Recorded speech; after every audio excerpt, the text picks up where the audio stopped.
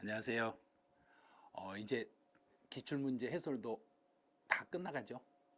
자, 기출문제 해설이 이제 거의 대부분 다 이제 맞춰지는데, 이번 회차는 33회 기출문제를 이제 개정된 내용을 반영해서 알려드릴 건데, 이제 33회 문제는 또 문제를 풀어보면, 내가 33회 시험을 봤더라면 이 정도 문제는 다 풀 수 있었지 않나 이런 생각이 드실 거예요. 근데 그건 이미 진행했던 시험이고 저희가 이제 강의를 할 때 기출문제를 반영해서 강의를 하기 때문에 훨씬 더 이해가 더 빠를 거예요. 문제 푸는데. 그래서 33회 문제하고 34회 문제는 이번 35회 시험을 위해서 반드시 점검을 하셔야 돼요. 33회하고 34회는 반드시 점검을 해야 되니까 이번 33회 지문 하나하나 정확하게 분석을 해 나가시기 바라네요. 자, 그러면 지금부터 33회 시험에서는 어떤 식으로 문제가 출제됐는지 출제된 지문 분석을 한번 가보죠. 첫 번째 문제부터 이의신청하고 심판 청구에 대한 설명으로 옳은 것을 모두 1번부터 불복 제도를 막 물어봤네요. 자, 1번에서 통고 처분. 통고 처분 그러면 저 사람은 범법자라고 도장을 빵 찍었어. 이제 범법자라고 이제 공무원이 너는 완전히 세금에 대해서 범칙범이니까 우리는 너하고는 이제 상대 안 해. 우리는 법원으로 넘길 테니까 법원에서 알아서 해. 그래서 통고 처분은 이의신청도 할 수 없어요. 심판 청구도 할 수가 없어요. 자, 그러면 처분에 포함된다 그랬으니까 아니요, 포함되면 안 돼요. 통고 처분이나 과태료 부과 처분은 불복을 할 수가 없어요. 자, 두 번째. 이신청인은 청구 금액이 800, 그럼 1000만 원이 안 됐네? 1000만 원도 넘지 않으면 이번 연도까지는 이제 1000만 원이 넘지 않았을 때는 가족 중에 한 사람이 대리할 수 있어. 배우자를 대리인으로 선임할 수 있어요. 그러면 이제 1000만 원이 안 된 지방세 같은 경우는 1000만 원이 넘지 않았을 때는 혈족을 내 가족 중에 한 사람을 대리인으로 선임할 수 있어요. 네, 이건 맞았어요. 자, 이제 보정기간. 보정이라는 것은 내가 불복을 제기하면 그 불복을 제기받은 그 기관에서 지금 당신이 제기한 이 서류를 가지고는 더 이상 우리가 정보가 부족하니까 추가적인 정보가 필요하지. 이 추가적인 정보가 없으면 우리는 어떻게 세금 결정을 할 수가 없어요. 그래서 이제 보정 기간을 20일이라는 시간 동안 정보를 보충할 수 있는 시간을 줘. 자, 20일의 시간을 주고 그 20일 안에 정보를 보충을 해줘야 돼요. 근데 이제 이 보정 기간은 결정 기간에 포함하지 아니합니다. 결정 기간이라는 것은 이 신청을 하면 신청을 받은 지방자치단체장은 90일 안에 결정을 해줘야 돼요. 그래서 결정은 신청을 받고 나서 90일 이내에 결정을 해야 되는데 그 보정 기간은 결정 기간에 포함하지는 않습니다. 90일 속에 들어가는 건 아닙니다. 이 신청을 거치지 아니하고 그러면 이 신청은 선택사항이죠. 선택사항이니까 이 신청을 해도 되고 안 해도 되고 그래요. 그래서 이 신청을 거치지 아니하고 바로 심판 청구할 수 있어. 바로 할 수 있는데 90일 안에 바로 심판 청구를 제기할 수 있습니다. 없는 게 아니라 있어요. 자, 문제에서는 옳은 것을 모두 골라라 그랬으니 니은, 디귿. 자, 4번 요게 정답이에요. 자, 불복 절차하고 관련된 문제가 나오면 주로 이런 식으로 나와. 그런데 이제 통고 처분이 나오면 그 다음에는 과태료 부과 처분, 막 이런 식으로. 통고 처분이나 과태료 부과 처분은 불복을 제기할 수 없습니다. 또 보정 기간은 결정 기간에 들어가는 거 아닙니다.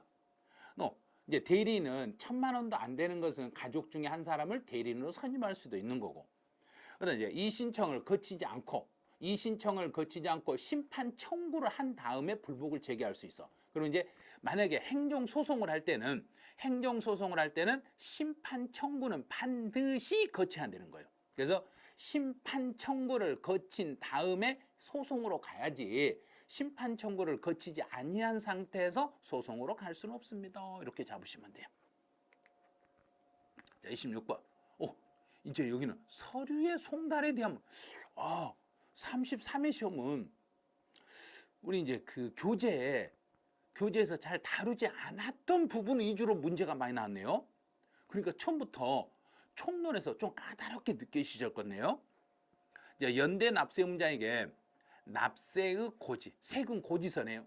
세금 고지서는 중요한 서류니까 납세 고지는 각각 연대 납세의무자 모두에게 각각 송달하셔야 됩니다. 그러면 연대 납세 의무자일지라도 안중한 일반 서류는 대표자에게 송달해야 되지만 납세 고지나 독촉에 관한 서류, 세금하고 관련된 중요한 서류들은 연대 납세 의무자 모두에게 각각 송달을 해야 된다는 거. 자, 두 번째. 기한을 정하여 고지서를 송달하였더라도 서류가 너무 늦게 도달하면, 자, 서류가 도달한 날로부터 10일이 아니라 7일이 되는 날에 납부기한이 되는 경우, 또는 고지서가 도착했는데 납부기한이 지나서 고지서가 도착했거나, 납부기한이 지나서 고지서가 도착했거나, 고지서 도착한 날을 여기서부터 도착한 날로부터 이제 마감 날까지가 채 7일도 남지 않았을 때는 도달한 날 플러스 14일의 시간을 더 드리겠습니다. 도달한 날로부터 14일이 지난 날을 납부 기한으로 하겠습니다. 너무 고지서가 늦게 도착했을 때는 시간을 14일이라는 고지서 받고 14일이라는 시간을 연장해서 납부 기한을 뒤로 늘려드리겠습니다. 이런 식이에요. 이제 3번은 납세 관리인이 있으면, 이제 고지서 송달은 그 납세 관리인의 주소, 관리인이 있으니까 납세 관리인의 주소나 영업소에 송달하면 돼. 만약에 상속재산 관리인이 있어도 상속재산 관리인의 주소에게 송달하면 되는 거예요. 관리인이 나오면 그 관리인의 주소나 영업소에 송달해 주시면 돼요. 이제 교부에 의한 송달의 경우에 송달할 장소에서 서류를 송달할 자를 만나 그 장소에 갔어요. 그 장소에 갔는데 송달할 자를 만나지 못하면, 그 사람이 없으면 그 가족 중에 한 사람에게 송달할 수 있는데, 가족에게 송달할 때는 반드시 위아래 한번 훑어보라고 그랬죠. 사리 분별이 가능한지 불가능한지 판단하라고 그랬어요. 사리를 분별할 수 있는 사람이 있으면 그 사람에게는 서류를 송달해도 됩니다. 만약에 사리를 분별할 수 있는 사람이 정당한 사유 없이 서류 수령을 거절했을 때는 그 장소에 두고 갈 수 있습니다. 그랬죠. 이제 송달을 받아야 할 자의 주소나 영업소가 분명하지 않다. 그럼 우리나라에 있기는 있는데 어디에 사는지를 모르겠네. 그럼 이 사람은 공시송달로 가는 거예요. 공시송달. 그럼 공시송달이라는 건 게시판에 붙이고 붙인 날로부터 14일이 지남으로써 효력이 발생합니다. 공고한 날로부터 14일이 지나면 서류가 송달된 걸로 간주하겠습니다. 이렇게. 서류의 송달은 이 정도 정리하시면 돼요. 이제 17번은 재산세 과세 대상의 구분해서 주거용과 주거용 이외 용도 겸하는 거. 겸용주택이네.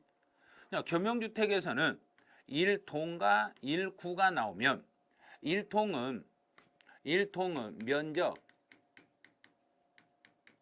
크기 비교 안 한다. 1구는 면적, 크기 비교한다. 면적, 크기 비교한다. 자, 이것만 가지고 푸는 거예요. 먼저 1구를 먼저 생각하세요. 1구는 주거용으로 사용되고 있는, 주거와 주거 이외 용도로 사용되는 경우 주거용으로 사용되는 면적이 전체의 50% 이상이면 60이네. 60이면 전부를, 그 전체를 주택으로 해석하겠습니다. 주택으로 본다. 니은은 맞았네. 자, 니은은 맞았어요. 자, 기억은 1동 그랬죠. 1동은 면적 크기에 상관없이 주거용으로 사용되는 부분만 주택으로 봅니다. 그럼 기억도 맞았네. 1동은 면적 크기에 상관없이 주거용으로 사용되는 부분만 주택으로 보는 거고, 1구는 전체 주거용으로 쓰는 면적이 50% 이상만 되면 전체를 주택으로 보겠습니다. 이제 주택에 부속된 토지에 경계가 명백하지 않다. 그러면 지방세에서 부속된 토지에 경계가 명백하지 않았을 때는 바닥에 10배 해당하는 토지를 주택의 부수토지로 봅니다. 자, 옳은 거 골라라 그랬으니까 기역, 니은, 티귿 모두 올바르네요. 모두 올바르니까 정답은 5번 되겠네요. 이 문제는 뭐 그렇게 어려운 문제는 아니고 풀만했죠. 18번. 재산세에 대한 설명으로 틀린 걸 찾아봐라 그랬어요. 공부상에 개인 등의 명의로 등재돼 있는데 사실은 종중거예요. 그런데 내가 종중거란 사실을 신고를 안 해버렸네. 신고하지 않았을 때는 종중거란 사실을 모르니까 정부는 공부상의 소유자를 납세의무자로 하겠습니다. 자, 그럼 여기서 이제 신고라는 걸 찾아야죠. 그럼 공부상의 소유자가 언제까지 신고를 해줘야 돼요? 그러면 신고는 과세 기준일로부터 과세 기준일로부터 15일 이내에 신고를 해주시면 돼요. 과세 기준일로부터 15일 안에 신고를 하면 돼요. 15일 안에 신고를 하면 15일 안에 신고하면 사실 소유자를 납세의무자를 하는 거고, 근데 만약에 신고를 안 해서 사실 소유자를 알 수가 없네. 실제 주인이 누군지 모르니까 정부는 어쩔 수 없이 공부상의 소유자를 납세의무자로 하시겠습니다. 이러면 돼요. 두 번째, 국가가 지방자치단체가 1년 이상 공용이나 공공용으로 사용을 하네. 정부가 내 물건을 1년 이상 사용을 하면서 유상으로 나에게 대가를 주고 사용하네. 나에게 대가를 주고 사용하니까 나도 정부에게 세금을 내야 되겠죠. 나도 재산세를 부과하지 아니한다가 아니라 재산세를 부과한다. 자, 과세가 되는 거예요. 정부가 내 걸 쓰면서 나에게 대가를 지급하고 정부가 사용했으니까 나도 정부에게는 세금을 내줘야죠. 과세 안 한다가 아니라 과세한다. 그럼 2번 탈락. 자, 3번 소유권의 귀속이 분명하지 아니하여. 그럼 귀속이 분명하지 않았다는 이야기는 공부상의 소유자도 사실상의 소유자도 아무도 모르겠어요. 소유자가 누군지 모르니까 지금 사용하고 있는 사람을 재산세 납세의무자로 하시겠습니다. 이제 재산세 납기는 토지, 땅 그러면 토지는 9월달, 건물은 7월달. 자, 토지는 9월달에 세금을 내고 건물은 7월달. 금액에 상관없다는 걸 조심하세요. 금액에 관계없이 토지분 재산세는 9월달, 건축물분 재산세는 7월달에 내시면 돼요. 재산세 납기에도 불구하고 지방자치단 과세 대상이 누락됐네. 과세 대상의 누락으로 수시부과해야 될 사유가 발생하면 수시로 부과 징수할 수 있습니다. 이렇게. 이 문제에서는 틀린 걸 찾아라. 그래서 정답은 2번이 틀렸네요. 29번은 종합부동산세 주택에 대한 과세 및 납세지에 대한 설명으로 옳은 걸 찾아라 그랬어요. 납세 의무자가 법인이며 3주택 이상을 소유하고 있습니다. 이제 공공주택 사업자나 공익사업에 공익목적에 사용하는 공익법인은 제외합니다. 그러면 일반 법인 중에서 3주택 이상이면은 세율은 3주택 이상이면 5%의 세율로 갑니다. 만약에 2주택 이하다. 2주택 이하면 2.7% 세율을 적용하시면 돼요. 그래서 일반 법인이었을 때는 개인에 적용되는 세율 중에서 제일 높은 세율을 적용하시라고 그랬어요. 납세의무자가 법인으로 보지 않는 단체는 그냥 개인으로 보면 되겠죠. 개인은 주택에 대한 종합부동산세 납세지는 그럼 이제 여기서 납세의무자가 법인으로 안 보는 단체 개인의 납세지는 주택의 소재지가 아니라 그 사람의 주소지를 원칙으로 하고 주소지 확인이 안 되면 거소지를 납세지로 이렇게 하시면 돼요. 자, 3번 합산 대상에 포함되지 않는 주택. 그러면 과세표준 합산에서 빼주세요. 그러면 주택수에서 종합부동산세 대상에서 포함되지 않게끔 빼주세요. 그럴 때는 반드시 9월 달에 신고하시는 거예요. 10월 달에 신고하는 게 아니라 9월 16일에서 9월 30일 사이에 관할 세무서장에게 그 보유 현황을 신고를 해 주셔야 돼요. 그래서 나는 이거는 과세 표준을 계산할 때 주택수에서 빼주세요. 그러면 특이한 경우들이 있어요. 뭐 상속주택이나 지방의 저가주택이나 또 일시적 2주택이 됐을 때나 이럴 때는 9월 16일에서 9월 30일 사이에 나 요거는 특별한 경우니까 요거는 주택수에서 빼주세요 해야만이 나중에 종부세 계산할 때 과세 표준 계산할 때 그 주택수를 빼고 만약에 주택이 3개인데 하나를 뺀다 그러면 2주택으로 보고 계산하고 만약에 2개인데 하나를 뺀다 그러면 1주택으로 보고 세금을 계산해서 우리에게 고지서가 나올 거예요. 이제 종합부동산세 대상인 1세대 1주택자로서 과세균 현재 보유기간이 12년을 보유했네요. 그러면 1세대 1주택이면 보유기간별 세액공제를 받을 수 있는데, 자, 세액공제는 5년 이상, 10년 미만. 자, 5년 이상 10년 미만 보유하면 20% 세액공제를 받네요. 두 번째는 10년 이상 15년 미만, 이때는 40% 공제를 받네요. 그러면 12년이니까 두 번째 칸이니까 50이 아니라 40% 공제를 받겠네요. 네, 5번은 주택분 재산세 납세 의무자는, 자, 주택분 재산세 납세 의무자는 당연히 종합부동산세를 납부할 의무가 있습니다. 자, 주택에 대한 재산세 납세 의무가 있는 자는 당연히 종합부동산세도 납부할 의무가 있어요. 이렇게 답을 하셔야 돼. 그래서 정답은 5번, 이게 답이 되는 거예요. 자, 그래서 주택은 특이한 게 주택분 재산세 납세 의무가 있는 자는 종합부동산세를 납부할 의무도 있어요. 이렇게 답을 해주시면 돼요. 그 정답은 5번. 자, 30번 또 종부세 문제네요. 토지 및 주택에 대한 과세와 부가징수에 대한 설명으로 옳은 걸 찾아봐라. 종합합산 대상의 토지예요. 종합합산 대상의 토지는 가장 낮은 세율은 1에서 가장 높은 세율은 3%, 1에서 3%입니다. 1에서 5%가 아니라 1에서 3%, 1번 탈락.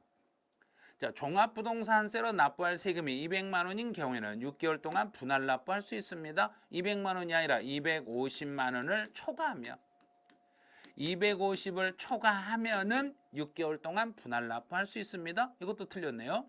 자, 3번. 관할 세무서장이 종합부동산세를 징수하려면 납부기한 개시 5일 전까지 고지서를 발급하는데, 그 고지서 안에는 주택분과 토지분에 대한 과세표준과 세액을 합산하는 게 아니라 구분해가지고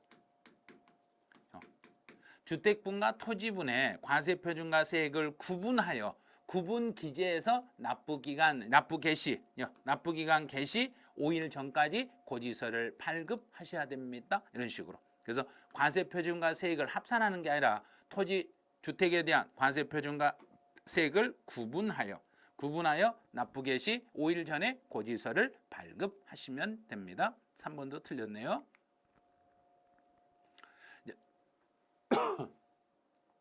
종합부동산세를 신고납부 방식으로 납부하고자 할 때, 신고납부 방식으로 하고 싶으면 12월 1일부터 15일 안에 12월 1일부터 12월 15일 안에 본인이 세금을 계산해서 세무서에 신고하시면 돼요. 자, 이거 맞았네. 그다음에 별도 합산 대상이 되는 토지의 세율은, 별도 합산은 0.5에서 0.7까지의 초과 누진세율입니다. 0.5에서 0.7. 종합합산 토지는 1에서 3%, 별도 합산 토지는 0.5에서 0.7%의 초과 누진세율로 되어 있습니다. 그래서 맞는 건 4번, 이게 정답이네요. 이제 31번은 계산 문제네요. 이렇게 계산 문제가 요즘은 2문제씩 나오고 있어요. 이 문제는 거주자 갑이 소유하고 있는 상가 건물이네요. 상가 건물에 대한 임대 총수익 금액, 부동산 임대업의 총수익 금액을 구해라. 그럼 총수익 금액은 이제 월 임대료가 나와요. 월 임대료 소득. 이제 매월 100만 원씩인데, 매월 100만 원씩인데, 2024년도는 1월 1일부터 12월, 이거 2년치니까 2024년 1년치만 구하면 되겠죠. 그래서 월 임대료 100만 원인데 12개월치를 1년치를 받으면, 계산해 보니까 1200만 원이네. 월 임대료로 번 소득은 1200. 자, 그러면 이제 간주 임대료 계산해 봐야죠. 간주 임대료를 계산해라 그러면 전체 보증금 합계가 5억이네. 보증금 합계 5억에서, 이제 여기는 상가니까 건물 취득 가격, 토지 가격이 나오면 건물 취득 가격은 빼줘요. 건물 취득 2억을 빼고 곱하기, 자, 이자율은 연 6%입니다. 연 6%. 여기서 빼기. 자, 여기서 지금 보증금 5억을 은행에다 실제 예치했을 때 임대 보증금을 운용해서 은행에다 예치해 놓고 실제 은행으로부터 받은 이자 100만 원, 유가증권 처분이익 200인데 유가증권 처분 이익에 대해서는 이건 양도소득세를 정산 안 했으니까 이건 빼면 안 돼요. 수입이자 이 100만 원은 이미 은행이 나에게 돈을 줄 때 원천 징수로 세금을 징수했기 때문에 이 100만 원에 대해서는 간주임대료 계산해서 나온 100만 원은 세금이 이미 정산됐으니까 100만 원은 빼고 나머지 100만 원 이외에 나머지 것만 가지고 계산하시면 돼요. 자, 이제 계산기는 아주 간단한 거 있죠. 이렇게 생긴 간단한 거. 이런 계산기 해도 되고 이것보다 더 단순한 계산기가 있으면 이 정도 계산기는 사용이 가능하니까요. 이 정도 계산기를 가지고 이제 한번 눌러보는 거예요. 자, 이제 5억에서 2억을 빼면 3억. 자, 3억 나왔네요. 3억에서 곱하기 6%. 그러면 6하고 그냥 퍼센트 그냥 바로 누르시면 돼. 여기서 빼기. 자, 빼기 이제 운용 수익에서 이자 소득은 100만 원 있었으니까 100만 원 이미 세금 정산됐으니까 빼니까 1,700 나오네요. 자, 여기에 1,700. 간주 임대료로 계산한 건 1,700. 그러면 총 수익 금액은 1,200에다가 1,700을 빼니까 2,900. 2,900 나왔네요. 여기 있네요. 2,900. 2번. 답은 2번이네. 그러니까 뭐 그렇게 어려운 건 아니에요. 근데 문제 틀을 딱 한 번만 연습하시면 돼. 월 임대료는 언제부터 임대료 소득인가? 1월 1일부터인지 아니면 6월 1일부터인지 7월 1일부터인지 보고 1년치니까 12개월치 1년치 임대료를 받으며 월 100이니까 1,200만 원 월 임대료 소득이고, 간주 임대료는 상가에 대한 간주 임대료는 전체 보증금 합계해서 건물 취득 가격을 빼고 난 금액에다가 이자율을 곱하고 거기에서 금융 수익을 실제로 은행에서 내가 이자를 받으면서 원천징수 당했던 그 소득은 세금을 이미 정산했으니까 다시 간주임대료 계산할 때 빼버리고 계산하시면 돼요. 자, 이렇게만 하시면 그냥 답이 나와요. 그 31번 계산 문제는 연습만 하시면 풀 수 있는 문제예요. 32번 또 계산 문제가 나왔네요. 여기는 과세 표준을 구해봐라 그랬어요. 등기된 토지에 대한 과세 표준을 계산해봐라. 그럼 과세 표준은 양도 가액에서 시작을 해. 양도 가액은 실거래가와 기준시가가 두 개가 나와 있으며 실거래가를 우선으로 하니까 6,700. 여기서 먼저 취득 가격을 빼. 취득 가격은 4,200. 그다음에 필요 경비. 필요 경비는 이제 적격 증빙 서류를 수치 보관하고 있으며, 그러면 증빙이 있으니까 필요 경비 양도 비용 400만 원 이렇게 빼. 이렇게 뺐네요. 그러면 양도 차익이 나오겠죠. 양도 차익은 이제 계산기 누르는 거예요. 자, 계산기에서 6,700에서 빼기 4,200 여기서 빼기 400만 원. 그러면 1,800 나왔네요. 1,800. 이제 과세 표준을 구해라 그러면 장특공제, 장기보유 특별공제를 빼야 되는데 보유기간 2년밖에 안 되니까 3년이 안 됐으니까 장기보유 특별공제 뺄 수가 없죠. 그럼 이제 양도소득금액. 양도소득금액은 그대로 1,800이에요.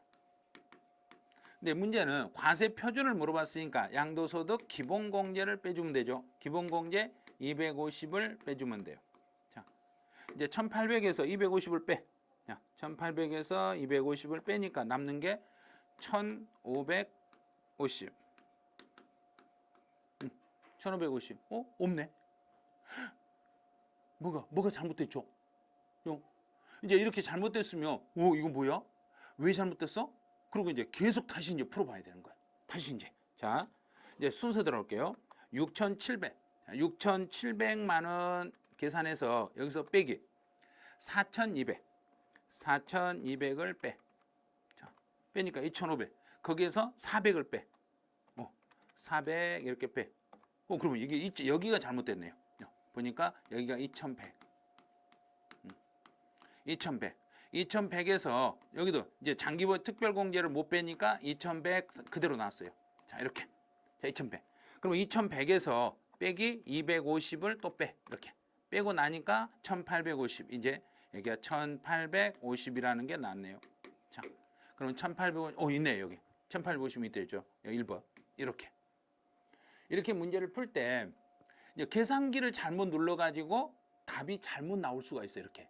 그러니까 계산 문제가 나왔을 때 계산기를 눌렀을 때 한 번 계산기를 눌러가지고 답이 나오면 지금 오답이 나왔을 때 혹시라도 오답이 나오면 그냥 나도 모르게 무심결에 답을 체크하고 넘어가 버릴 수가 있어요. 그런데 만약에 오답이 이렇게 안 나오면 다시 한번 차분하게 너무 긴장하지 마시고 차분하게 점검을 다시 하셔야 돼요.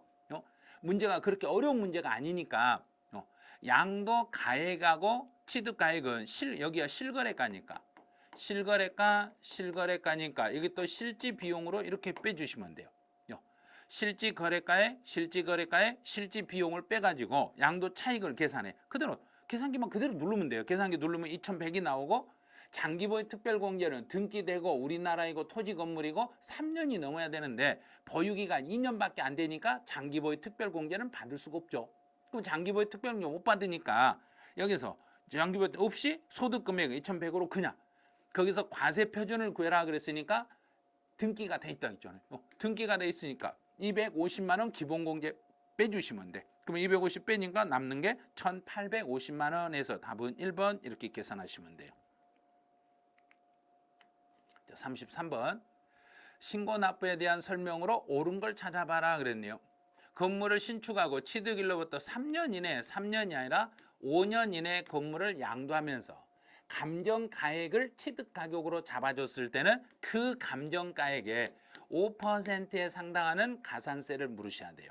그래서 5년 건물을 신축한 이내에 5년 안에 그 건물을 양도하면서 취득가격을 감정가액이나 환산취득가격으로 인정했을 때는 그 감정가액이나 환산취득가격의 5%를 가산세로 물으시면 돼요.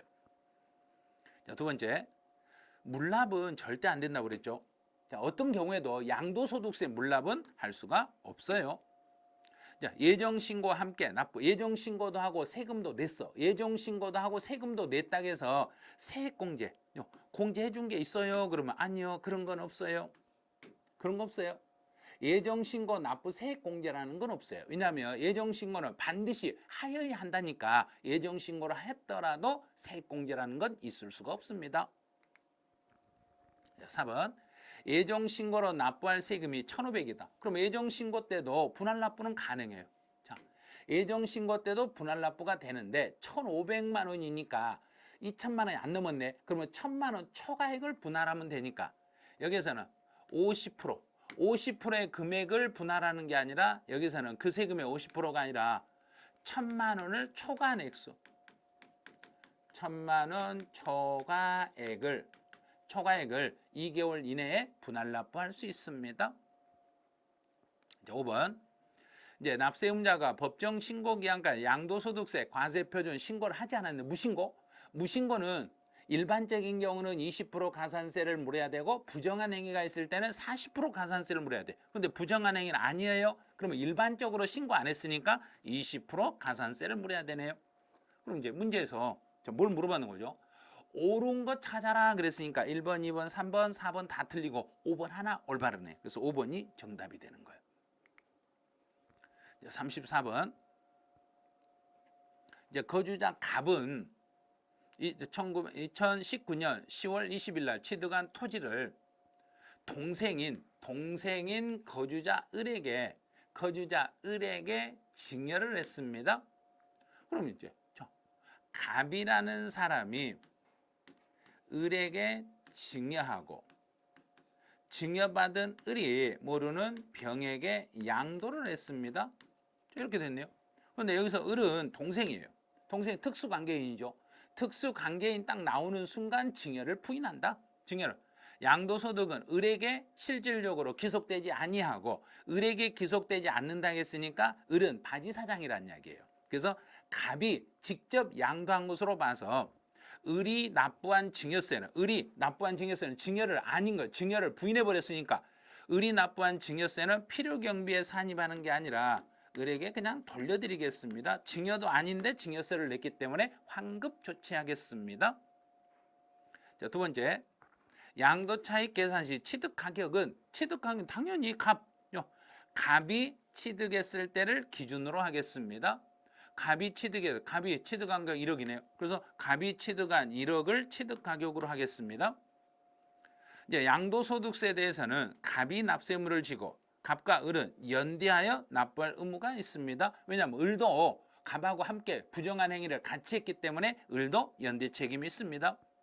이제 납세 의무는 을이라는 사람이 바지 사장이었기 때문에 실제 이 물건의 주인은 갑이란 이야기예요. 그래서 갑이라는 사람이 양도소득세 납세 의무자이고 보유기간은 언제나 보유기간은 갑부터 여기서부터요. 갑의 취득일로부터 양도일까지로 보유기간을 계산하시면 돼. 자, 이 문제에서는 문제에서 틀린 걸 찾아라 그래서 정답은 1번이었네요. 그렇게 어려운 게 아니라 중간에 여기 중간에 들어오는 이 당사자가 배우자나 직계 존비속인가 배우자나 직계 존비속이 아닌 특수관계인인가 이것만 알면 돼. 배우자나 직계 존비속이었을 때는 징여를 인정하는 거고 배우자나 직계 존비속이 아닌 특수관계인이면 징여를 부인해버립니다. 이렇게 문제를 풀어가시면 돼요. 자, 35번 취득세 부가징수에 대한 설명으로 옳은 걸 찾아라. 취득세는 원칙이 보통징수 방식이 아니라 신고 납부 방식으로 징수를 하겠습니다. 자, 두 번째 상속.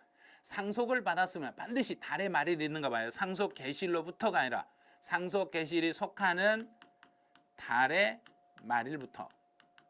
달의 말일부터 우리나라에 주소가 있으면 6개월, 외국에 한 명이라도 있으면 9개월 안에 신고 납부해 주시면 돼요. 달의 말일 요걸 잘 봐야 돼요. 그다음에 신고 납부 기한 이내 60일이나 6개월 이내에 또는 3개월 이내에 추가 사유가 발생하며 근데 여기서는요. 신고 기한 이내에 등기나 등록을 먼저 하려겠네. 그럼 60일이 되기 전에 등기를 먼저 할 생각이면 그 등기 관서에 그 서류를 접수하는 날까지 신고 납부해 주시면 돼요. 접수하는 날까지 취득세를 신고 납부해 주시면 되겠네요. 꼭 3번은 맞았네요.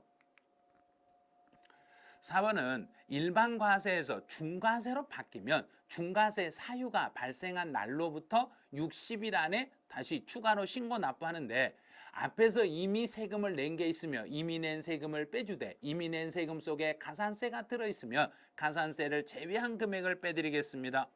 가산세를 포함한 금액을 빼는 게 아니라 가산세를 제외한 금액을 빼드리겠습니다. 이제 법인이 취득 당시 가액을 증명할 수 있는 장부가 없다. 법인 장부가 없을 때는 가산세 10%는 물으셔야 돼요. 법인이 장부를 빚이 기장하지 않았을 때는 10%의 가산세를 물리겠습니다. 36번 가보네요. 부동산 임대업에서 발생한 소득에 대한 설명으로 틀린 걸 찾아라.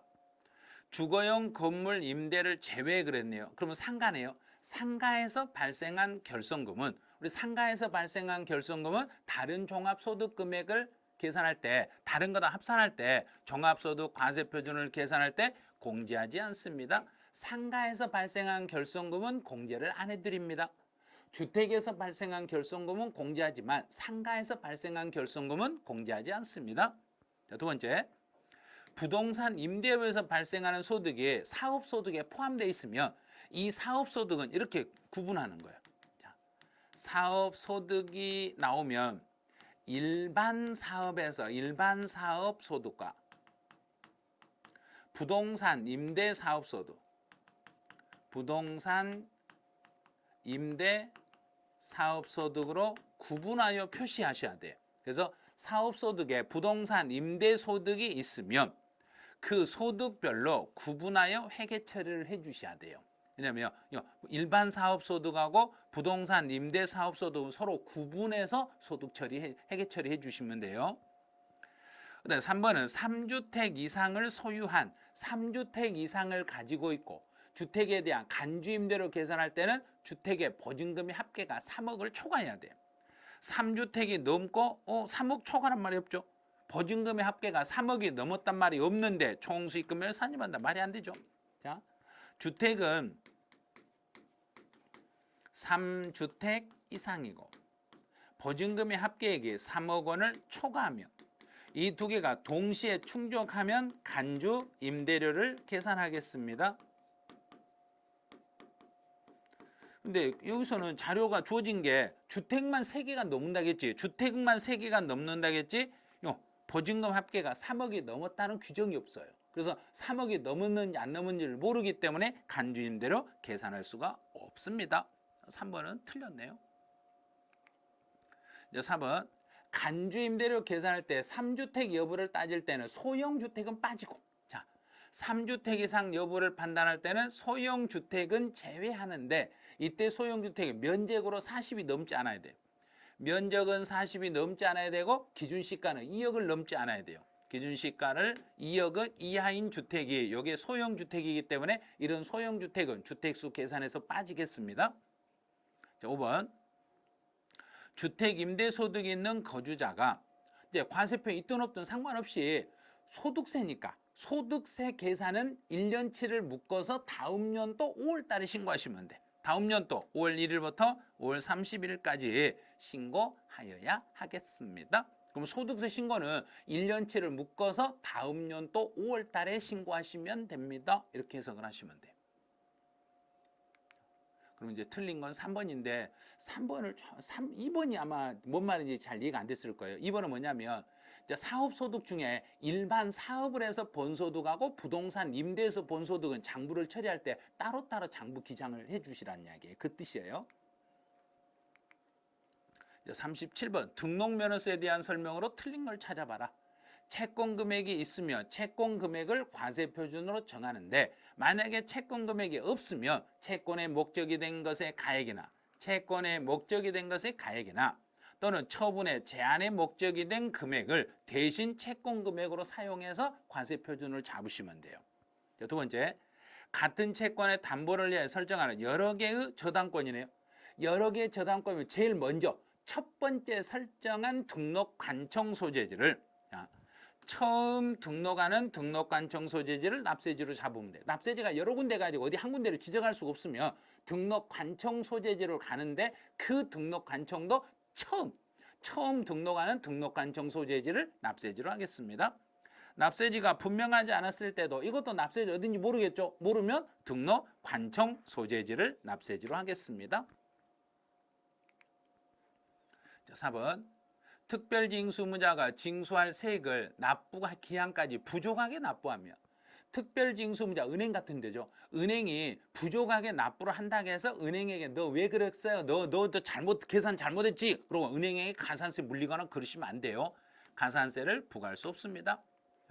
그 납부분, 과소 납부분에 대한 것에 대해서는 가산세를 물리지 않습니다. 예외적으로 특별징수 의무자에게는 받아서 전달해줘서 고맙다 이래야지, 특별징수 의무자에게 가산세를 물리시면 안 돼요.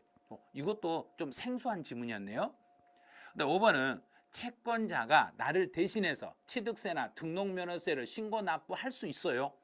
채권자 대의자는 부동산의 등기에 대한 등록면허세 신고 납부를 하는데, 만약에 채권자가 등록면허세를 납부한 사실이 있으면 지방자치단체장은 그 사실을 납세의무자에게 즉시 통보를 해주시면 돼요. 즉시 통보를 해주시면 됩니다. 4번이 답이네요. 38번은 거주자의 양도소득세 징수와 환급에 관한 설명으로 옳은 걸 찾아봐라. 자, 1번은 이미 납부한 확정신고세액이 관할 세무서장이 결정한 양도소득 총결정세액을 초과해버렸네. 이미 납부한 확정신고세액이, 그럼 내가 세금을 더 내버렸네. 세금을 더 냈을 때는 다른 국세에 충당할 수 없는 게 아니라 있어요. 자, 내가 세금을 더 냈잖아요. 내가 세금을 더 냈으니까 더 낸 거 돌려주든지 다른 세금하고 퉁치든지, 아니면 그 세금을 환급해 주든지 둘 중에 하나 하셔야 돼요. 자, 두 번째, 과세 표준과 세액을 결정 또는 경정한 경우에 관할 세무서장이 결정한 양도소득 총결정세액이 이미 납부한 확정신고 세액을 초과할 때, 그러면 세금을 적게 내가지고 내가 낸 것보다 더 많은 액수가 계산이 됐을 때는 알린 날로부터 30일 안에 징수하시면 돼요. 이번은 맞았네요. 자, 3번. 이제 양도소득에 대한 과세 대상 건물을 양도한 거주자는 부담부층이요. 부담부층의 채무액을 양도하는 경우에는 예정신고 없이 확정신고를 해야 한다. 예정신고 없이가 아니라 여기는 양도일이 속하는 날의 말일부터, 양도일이 속하는 달의 말일부터, 이제 부담부 증여니까 3개월 이내에 예정신고를 하시면 돼요. 여기는 3개월 이내요. 예정신고는 부담부 증여는 3개월 안에 예정신고를 해주시면 돼요. 그래서 예정신고를 안 하고 그랬으니까 잘못된 거죠. 양도소득세 납세의무 확정. 자, 납세의무는 양도소득세는 예정신고를 하든 확정신고를 하든 서류가 그 신고서가 정부로 들어가면 확정이 되는 거예요. 신고에 의하지 아니하고 틀렸네요. 신고에 의해서 확정이 되는 거예요. 원칙은 신고하면 신고하는 때 확정이 되고 만약에 신고하지 않았을 때는 정부에서 결정하면서 확정이 돼요. 신고에 의해서 확정이 되겠습니다. 자, 4번 틀렸네요. 이미 납부한 확정신고 세액이 관할 세무서장이 결정한 양도소득세액을 초과할 때 내가 이미 낸 게 초과됐을 때는 결정일로부터 60일, 90일 안에 환급한다. 이런 날짜 지정이 없어요. 그냥 환급한다고만 이렇게 돼 있지 날짜를 며칠 안에 돌려주겠다 이런 말은 없어요. 가져갈 때는 30일 안에 가져간다 해놓고 돌려줄 때는 그런 거 없어요. 그런 거 없이 그냥 다른 세금 낼 게 있으면 퉁치거나 그냥 환급한다 이렇게만 돼 있지 며칠 안에 환급한다 이런 규정은 법에 규정된 바가 없습니다. 자, 39번 취득세에 대한 설명으로 옳은 걸 찾아라 그랬네요. 이제 주체 구조부 나왔죠. 주체 구조부 나오면 제일 끝으로 딱 들어가. 제일 끝으로 들어가서 주체 구조부 취득자를 납세의무자. 맞았네. 그럼 1번이 바로 답이네. 자, 두 번째. 이제 세대별 주택수 계산에서 중과세율을 적용함에 있어서 주택으로 재산세를 과세하는 오피스텔이 있으며 원래 오피스텔은 상가예요. 그런데 주택으로 임대를 내주고 주택분 재산세가 나오면 그때부터는 주택수에 포함하는 거예요. 자, 이제 재산세가 주택으로 재산세가 과세됐을 때 이 오피스텔은 주택수에 가산하지 아니한다가 아니라 주택수 이미 재산세를 주택으로 과세했기 때문에 오피스텔은 주택으로 본다는 얘기잖아요. 오피스텔은 상가로 과세가 되면 상가로 보고 주택분 재산세가 나오면 그때부터는 주택으로 보고 주택수에 가산하셔야 되는 거예요. 자, 3번 납세의무자가 토지의 지목을 사실상 변경한 후에 신고하지 아니하고 그러면 등기하지 아니하고 변경 등기는 등록면허세로 부과를 해야 되는데 신고하지 아니하고 곧 등기하지 아니하고 매각했더라도 취득세에서는 중과산세를 적용하지 않습니다. 80%를 가산한 걸로 하지 않습니다. 그래서 토지의 지목을 변경하여 가액이 증가됐을 때 신고하지 아니하고 매각했더라도 중과산세를 적용하는 게 아니라 그냥 일반 가산세를 적용하겠습니다. 이런 경우는 중과산세 적용 없이 일반 가산세만 적용을 하시면 됩니다. 이제 공사 현장 사무 임시네요. 임시 사용 건축물에 대해서는 1년이 넘지 않으면 비과세, 1년을 넘으면 과세. 자, 존속 기간에 관계없이 부과하지 아니한다. 틀렸네요. 임시 사용 건축물은 1년. 자, 1년 두 개로 나누죠. 자, 1년 이하. 1년 초과. 1년을 초과하면 과세가 돼. 1년이 초과되면 과세가 되고 1년이 넘지 않았을 때는 이거는 비과세입니다. 1년이 넘지 않으면 비과세, 1년이 넘어버리면 과세. 그래서 관계없이 과세하지 않는다 틀렸어요. 1년 넘어버리면 그때는 과세하게 돼 있어요. 토지를 취득한 자가 취득한 날부터 1년 이내 그의 인접한 토지나 건물을 계속 반복으로 취득했을 때 취득 가격이 50만 원일 때는 취득세를 부과하지 아니합니다. 그래서 1년 이내 인접한 토지나 건물을 계속 반복으로 거래했을 때는 1년 동안 거래한 것을 한 건으로 봐서 면세점 50만 원 여부를 판단하겠습니다. 면세점 50만 원 이하가 되면 취득세를 부과하지 않기 때문에 100만 원인 게 아니라 50만 원 이하일 때는 취득세를 부과하지 않습니다. 이렇게. 이거 옳은 걸 찾아라. 그래서 정답은 1번이었습니다. 자, 40번. 1세대 1주택 특례에 대한 가로에 들어갈 숫자. 자, 그럼 이제 귀농주택이네요. 농어촌 주택 중에서 도시에서 살다가 지방으로 내려가서 귀농하려고 귀농주택을 취득했을 때는 귀농주택 취득일로부터 5년 안에 일반 주택을 양도해야만 1주택으로 봐서 비과세 혜택을 받을 수 있습니다. 귀농주택을 취득한 날로부터는 5년 이내에 일반 주택을 양도하면 비과세 혜택을 받을 수 있어요. 이제 부득이하게 수도권 밖으로 제가 내려갔다가 수도권 밖에서 주택을 구입해서 살다가 그 부득이한 사유가 해소돼서 다시 수도권으로 다시 돌아왔을 때는 돌아오고 나서 3년 이내에 일반 주택을 도시에 있는 일반 주택을 양도하면 1주택으로 봐서 비과세 혜택을 받을 수 있습니다. 자, 혼인이네요. 혼인한 날. 자, 여기서는 조심하세요. 지금 이제 요게 지금 어제 9월 12일부로 입법 예고가 됐어요. 자, 이 부분이 2024년 9월 12일 일부로 소득세법 시행령이 바뀌겠다 하고 입법 예고를 했어요. 자, 입법 예고한다고 해서 법이 바뀐 거 아니야, 아직. 입법 예고에 따라서 법 바뀐 게 아니에요. 자, 입법 예고를 하고 그러고 나서 이제 여기서 이제 불편한 사항이 있으면 이제 의견 제시 기간이 있어요. 자, 의견 제출 기간이 10월 22일까지 의견을 제출을 받아. 자, 의견 제출을 받아가지고 이제 11월 이제 만약에 11월 첫째 주나 두 번째 주 정도에 가면 11월 달에 이제 국무회의에서 의결을 거쳐야 돼. 의결을 거치면 그때 이제 이 법이 통과 시행이 되는 거예요. 그러면 이걸 시행하려면 우리 시험은 10월 달에 시험이 끝나버리잖아요. 10월 달에 시험이 끝나니까 우리 시험 끝날 때까지는 이 법이 개정이 안 돼. 아직 개정이 안 되니까 우리는 시험 당일 현재 법령에 따라서 시험을 출제해야 되니까 지금 우리 시험 볼 때는 혼인한 경우는 우리는 지금 5년 이내에 팔면 혜택을 본다. 이렇게 공부를 하셔야 돼. 자, 여기는 이제 입법 예고가 냈을 때는 이게 5년짜리를 연도를 10년으로 바꾸는데 아직 10년, 우리 시험 볼 때는 10년 적용이 안 돼요. 요 국무의 의결을 거쳐야만이 거치고 나서 그러고 나서 공표가 돼요. 공표가 되면 여기서부터 이제 법이 시행이 되는데 이 법이 시행이 되려면 우리 시험 보고 난 이후에 시행이 돼. 그러니까 우리는 혼인이라고 나오면 무조건 5년 이렇게 답을 하셔야 돼요. 5년 안에 팔아야만 비과세 혜택을 받을 수 있습니다. 그럼 이제 앞에 순서 들어요. 첫 번째는 5년, 3년, 5년. 5년, 3년, 5년. 그래서 답은 4번 이렇게 답을 하셔야 돼요. 답을 4번은 안 하셔야지. 답을 5번을 해버리시면 안 돼. 답을 4번을 하셔야 돼요. 우리 시험 끝나면 바뀔 수는 있어요.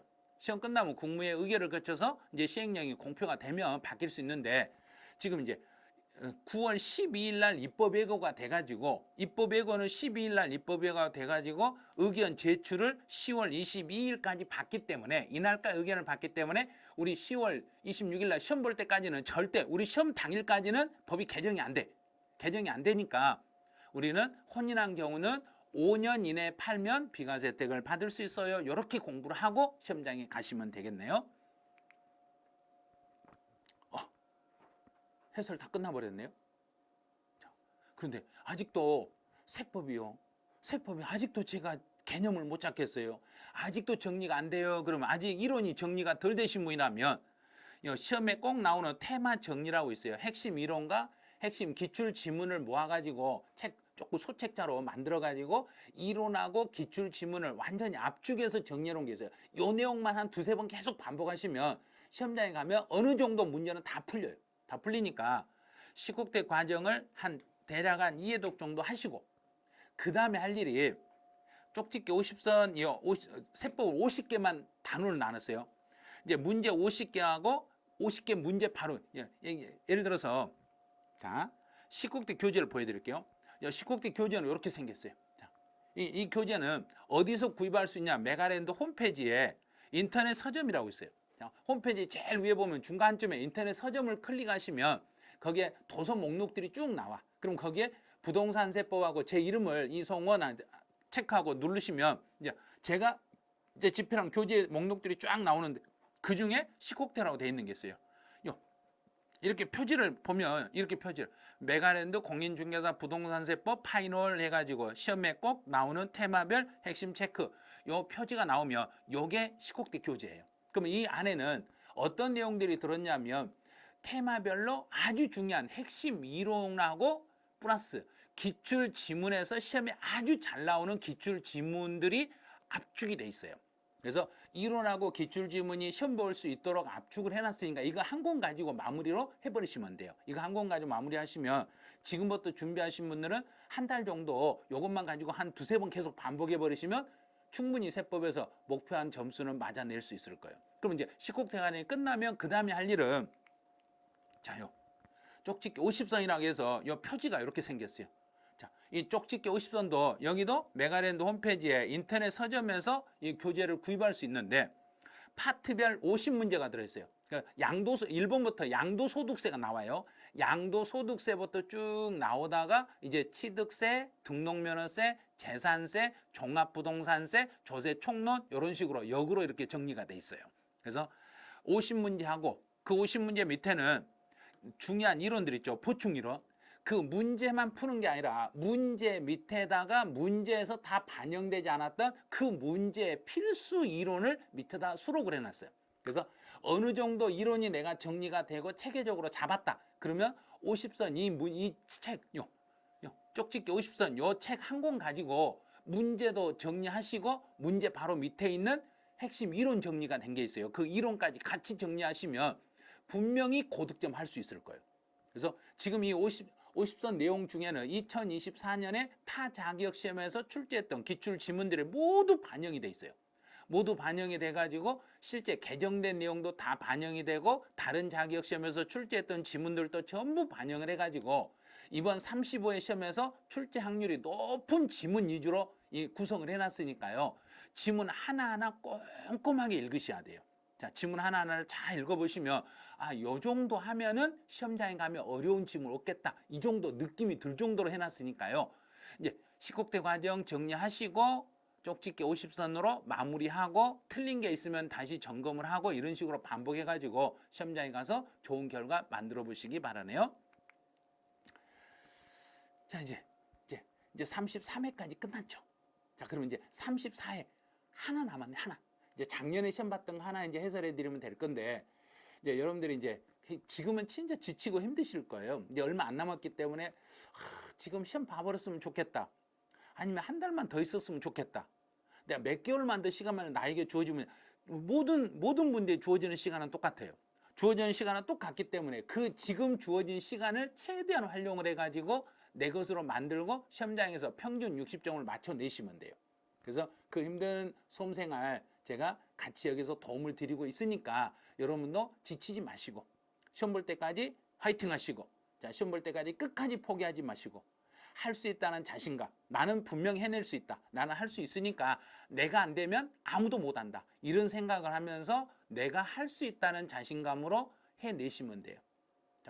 여기까지 해설 강의를 다 들으신 분들은 33회는 문제가 수준이 어땠는지 한 줄 평을 거기다 댓글로 한번 달아보세요. 그래서 밴드 같은 데도 이제 올리고 나면 그 밑에다가 33회 때는 제가 느끼기는 어땠어요 하고 한 줄 정도 간단한 메모를 한번 남겨주시기 바라네요. 그러면 33회 해설은 여기서 마치고 이제 마지막 34회는 다음에 또 한 며칠 있다 또 찾아뵙기로 하죠. 네, 여러분들 힘내시고 화이팅 하시고 끝까지 최선을 다하시기 바랍니다. 예, 여러분들 화이팅!